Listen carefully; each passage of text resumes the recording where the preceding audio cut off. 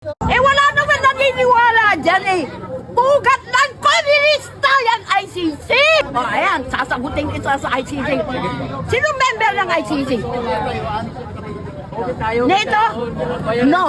BRICS country. Alam mo yung BRICS? No. Scandinavian countries? No. US? India? China? France? India? Member ba ng ICC? Wala naman naniniwala dyan eh. Bugat ng komunista yung ICC.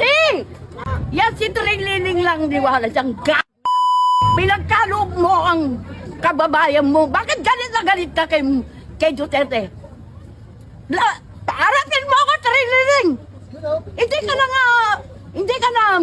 Hindi ka na sundalo. Ordinary ka na. Ikaw pa ang magdadala sa... Ano ka? Siya na ang ano na ICC? Tigadala na? Nagtatrabaho na ba siya sa ICC? Mali yun! Hindi dapat siya! Dadaan muna sa Supreme Court. Pumunta sila kasi meron tayong korte.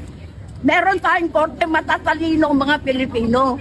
Hindi kailangan na ICC. Bakit ka naniniwala sa ICC? Eko yung US, China.